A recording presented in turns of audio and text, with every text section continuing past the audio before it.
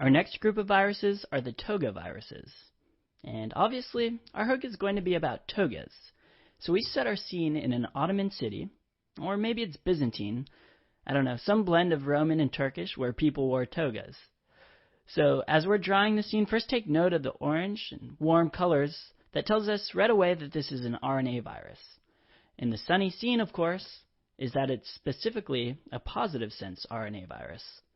And remember that all RNA-positive viruses replicate in the cytoplasm. So if you look in the background, you can see a big nucleus-shaped dome. And you see that our scene is taking place outside of the nucleus. There are two types of togaviruses that we want to talk about here: arbovirus and rubella. But let's start with arbovirus. So to illustrate arbovirus, we have a man riding in on a horse into the scene. And as he's riding in, he hits his head on this arbor, and his red turban falls off. The arbor will help us remember that we're talking about arbovirus, and arbovirus is actually short for arthropod-borne virus, and this most commonly is referring to mosquitoes, which is why we're adding mosquitoes swarming around his head too. So there are multiple different types of arboviruses, but we want you to be able to recall three of them. There's Western equine encephalitis, which is found in the western United States, Eastern equine encephalitis, which is found in the eastern United States, and Venezuelan equine encephalitis, which is found in Central and South America. Big surprise. We've drawn this compass on the back of the horse to remind you of these names based on geographical locations. And the horse itself is to help you remember equine in equine encephalitis. Finally, the red turban is our recurring symbol for encephalitis. Think of a red, inflamed brain, which can present with symptoms like headache, fever, altered mental status, and focal neurodeficits. So let me review that again because I went through a lot rather quickly. We've demarcated that this portion of the sketch is dealing with arbovirus by having this man hit his head on an arbor. Arbovirus really stands for arthropod-borne virus because arthropods, like mosquitoes, are the vector, and we've shown mosquitoes here. There are three types of encephalitis you need to know: Western, Eastern, and Venezuelan. They're called equine encephalitis, so we have the horse for equine, and the red turban is our symbol for encephalitis. And there's no treatment for arbovirus, so we can only really try to protect ourselves with netting, bug spray, and protective clothing coverings. So let's move on to the main attraction of togaviruses, and that's rubella, which is also referred to as German measles. Rubella will center around a young emperor, and we made the emperor a child because rubella is one of the exanthems in childhood. But before we go any further into rubella, I just want to point out that all of these togas on these people not only help us remember that this scene is about togavirus, but it also happens to be our symbol for a virus being enveloped, as opposed to naked. And that's pretty coincidental, and it makes it really easy for us to remember that togaviruses have an envelope.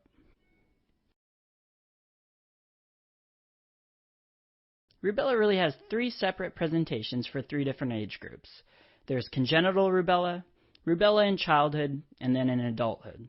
And all three, again, have very different clinical presentations.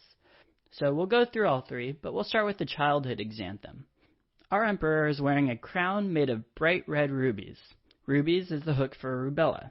And there are rubies everywhere to help us remember this. Also, let's look at some of the detail of the crown.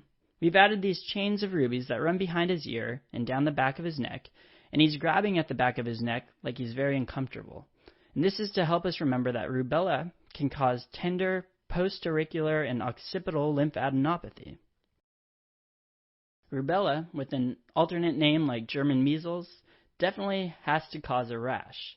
And luckily, it has a distinct pattern of rash that should really help you in identifying it clinically. It's maculopapular, and importantly, you should know that it begins on the face and spreads downward. To represent this, we've added rubies falling off of his crown. So these little red bumps started up on the forehead and moved downward from gravity. So the prodrome of rubella consists of mild fever, lymphadenopathy, and fatigue, but always keep rubella in mind when you see post-auricular lymphadenopathy or this maculopapular rash moving downward. Also, when deciding between various pediatric rashes, the rash of rubella moves faster than the rash of measles, and it doesn't darken or coalesce. The rash typically is present for only around 3 days. Rubella can spread via respiratory droplets, so to remember this, we'll have some servants fanning the young king, and there are small water droplets coming off of these palm fronds. This can help you remember that the wind or breath can spread rubella with respiratory droplets. As I mentioned earlier, rubella can present in the neonate, as it is one of our torches infections. Can you remember all of the torches right off the bat? Use the acronym, and it can help you. They're Toxoplasma gondii, rubella, CMV, HIV, HSV, and syphilis. But don't forget the others like varicella zoster and parvo. So if rubella is a torches infection, that means it can cross the placenta and affect the fetus in utero. Then, later, the child can develop congenital pathology. Congenital rubella consists of a constellation of symptoms that you should definitely be familiar with. They're mental retardation, microcephaly, deafness, blindness, cataracts, jaundice, ductus arteriosus, pulmonic stenosis, purpuric blueberry muffin rash, and radiolucent bone lesions. And yes, that's a ton to remember about congenital rubella, and you should try your best, but we're going to go through these, so don't freak out too much. The main triad for congenital rubella is congenital cataracts, sensory neural deafness, and patent ductus arteriosus. We're going to cover all of these symptoms in the torch infection along this wall back here.